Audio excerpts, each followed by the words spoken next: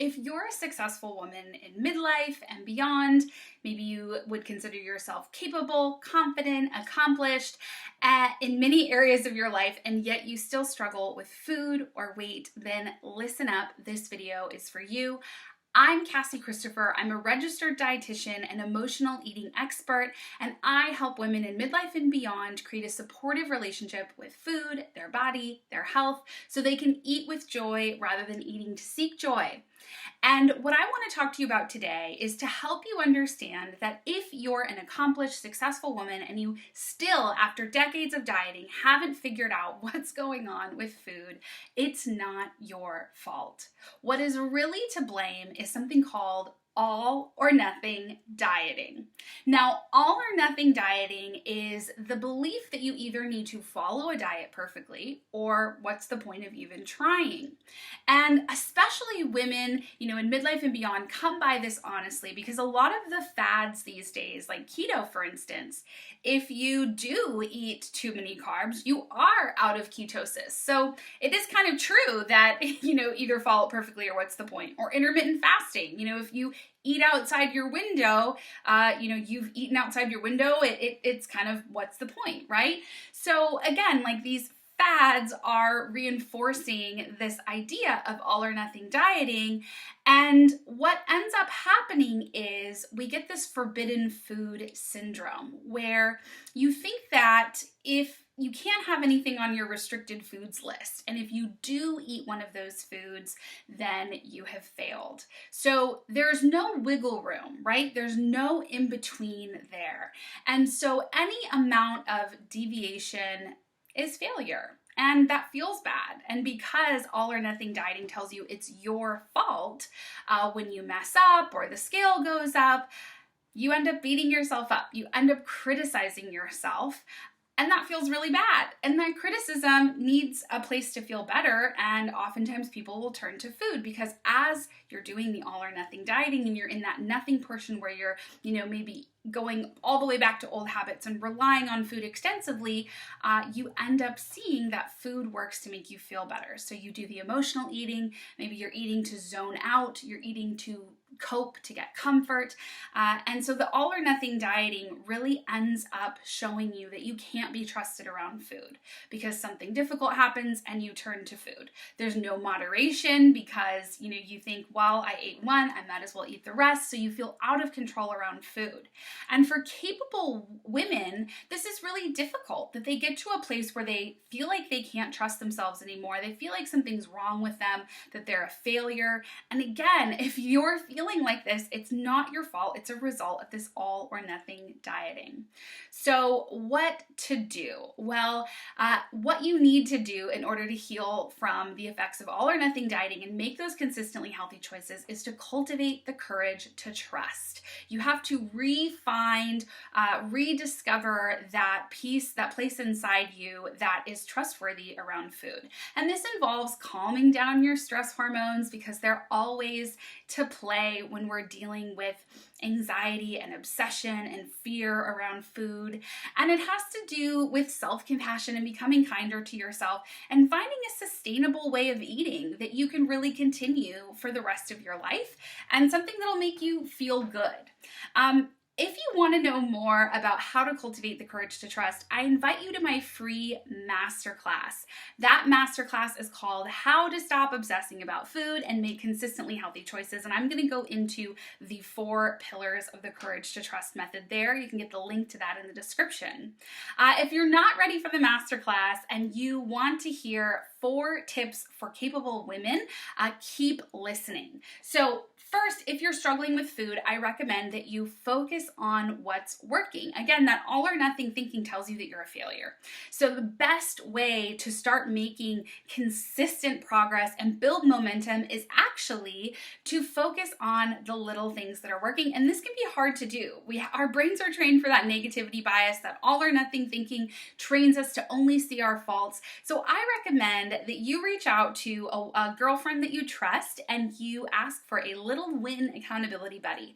And what this looks like is texting that friend at the end of each day and saying, hey, this is what I've done today. Or, hey, I can't think of any little wins. And your friend can go, did you take any single sip of water, right? Because some days we're just excited about the water that we took our multivitamin with or our medication with, right? And that's the thing we're celebrating. And if that's it, that's okay. Hey, tomorrow build on that, have 2 glasses of water. So you can see how focusing on the little wins allows you to feel good. It allows you to have momentum. It trains your brain to see the ways that things are working rather than only seeing the ways that you're falling short, and it honestly starts to make you feel good while also providing some sustainable momentum towards new habits. The second tip for you is you really need to heal the impact of that all or nothing dieting. And the best way I can teach you to do this is to invite you to that free live masterclass I mentioned. I'll put the link in the description where we're going to spend an hour talking about how to heal from all or nothing dieting, because it's not something that you can just do like this, especially if you've been doing this dieting, since you were 10 years old and it's been 4 or 5 decades of it. The third piece here goes back to what I mentioned earlier about the nervous system always being involved. A client came to me the other day and she's in the middle of moving and she's packing and her house closes at the end of the month and everything's crazy. And she's saying, I'm going back to this nighttime eating habit. I don't even, what do I do? But also I don't even want to do anything. I don't have the bandwidth. And what I said was, you don't need to plan a healthy snack. You don't need to do anything more around food. Actually, what your body is probably craving based on your situation here is some relaxation, some rest, some me time. So can you fit that in at other times of the day to help calm your nervous system down and get your need met, rather than getting that need met through food? And I encourage all of you, when you're having a really strong craving or you're having a craving to eat something when you're not physically hungry, check in with yourself. What are you feeling in your body? I would guess from personal experience and working with over 100 women in my Courage to Trust method that you're probably feeling a little panic, a little anxiety, right? Some of that discomfort. And so calming your nervous system addresses those issues.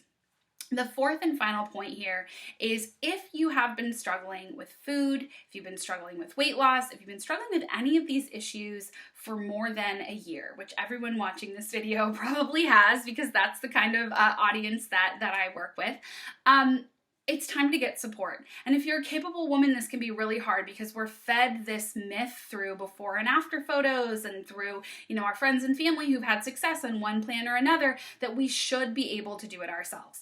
First thing I'll tell you is should is a red flag. It is a word that usually shows there's all or nothing thinking going on there. So again, some more all or nothing thinking. But also, there was an interesting article just published in the Journal of the American Dietetic Association, which I want to share with you, which is those who do self-directed diets, people who are doing it on their own, are more likely to have disordered eating, poor body image, low self-worth, and their actions are usually not successful. They're more likely to gain weight rather than lose weight. And those who seek out the services of a registered dietitian or someone else who's using evidence-based, meaning science from the research, ways to help treat obesity, those are the people who actually create consistent, sustainable habits and see their self-worth improve. And it can actually decrease and heal some of those eating disorder patterns. So again, if you've been going at this a while and not having success, I invite you to get some help. You're welcome to check out my Courage to Trust method page to see how I help people, and you can book a call with me if you feel that's appropriate. Or you can go into Google, type registered dietitian, your city. You often will find someone, or check your insurance benefits as well. But working with a registered dietitian in particular is a great way to get support. And, I'm a registered dietitian. I have worked with registered dietitians because we're not supposed to do these things alone. It's okay to need support, especially when we live in a culture that's giving us so many confusing messages. There's so much advice out there about what you should do or could do. Really getting an understanding from an expert, a professional, about what will work for you is the best path forward. I hope this has been helpful for you. You're invited again to my masterclass, How to Stop Obsessing About Food and Make Consistently Healthy Choices, or to check out how I can support you if you're ready to get that support. Take care.